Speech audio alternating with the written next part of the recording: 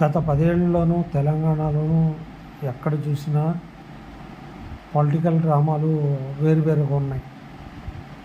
ఇవాళ 10 మంది ఎమ్మెల్యేల గురించి సుప్రీంకోర్టులో ఇచ్చే తీర్పు గురించి అంతా వెయిట్ చేస్తున్నారు. కానీ అసలు స్టార్ట్ చేసింది ఎవరు?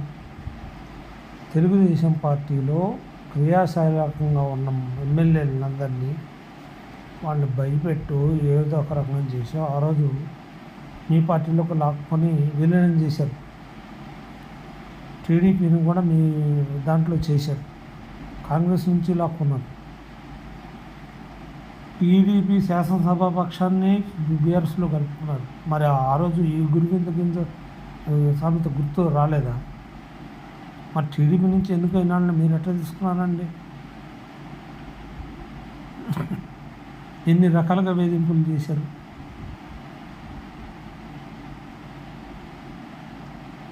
ఈరోజు మీ పార్టీ నుంచి వేరే పార్టీలోకి వెళ్ళారంటే ఖచ్చితం మీరు కోర్టులోకి వేశారు. మరి తీయండి. మీరు ఒకటి చెప్తున్నారు, మీరు కోర్టుకు వెళ్ళారు కదా, నేను అధికారంలోకి వచ్చి రాకముందు ఇంత సంపాదించా, అధికారంలోకి వచ్చిన తర్వాత ఇంత సంపాదించాను, నేను మొత్తం నీతోనే సంపాదించాను ప్రమాణం చేయండి. మీరు అది చేయండి, మీ మీద మీరే ఎంక్వైరీ చేసుకోండి. ఇప్పుడు మీరు ఎమ్మెల్యేలుగా మీరు ఉన్నారు కదా, ఇప్పుడు ఎవరైతే పిటిషన్లు వేశారో మీరు రాజకీయ పార్టీ ప్రారంభించకముందు మీ ఆస్తులు ఎంత, మీరు సంపాదించుకున్న ఆస్తులు ఎంత? నిజాయితీగా చెప్పండి. ఒక్కళ్ళన్నా మీరు ఒక్క రూపాయి కూడా మీరు సంపాదించలేదా?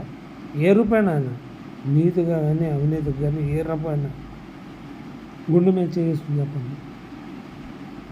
మీ రాజకీయాల కోసం కోర్టులను వాడతారు. ఇప్పుడు మీరు చేసిన పనే వాళ్ళు చేశారు. టీడీపీని మీరు సర్వనాశనం చేయడానికి చాలా ప్లాన్లు చేశారు కదా. మరి ఇప్పుడు కాంగ్రెస్ కూడా అదే ఆలోచిస్తుంది. దానికి మీరు ఉలిక్కిపడటం ఎందుకు?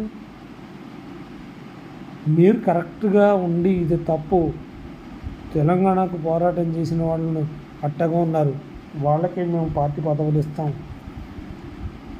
వాళ్ళకే అన్నీ ఇస్తాం, మీరు మధ్యలో వచ్చిన వాళ్ళు మీరు అక్కడే ఉండండి, పార్టీకి రాజీనామా చేసి రండి అని ఎందుకు చెప్పలేదు? వీళ్ళందరికీ తలసాని శ్రీనివాస్ యాదవ్ కానీ మిగతా వాళ్ళందరికీ కానీ మీరు ఆ రోజు పార్టీలో చేర్చుకున్నప్పుడు ఏమైనా చేశారు? మాగాని గోపినాథ్ గారు కానీ వీళ్ళందరూ టీడీపీ నుంచి మీ పార్టీలోకి వచ్చినప్పుడు మీరు విలువలు పాటించారా? ఎక్కడన్నా? మరి కాంగ్రెస్ చేసింది తప్పని మీరు ఎలా కోర్టులో వేస్తారు?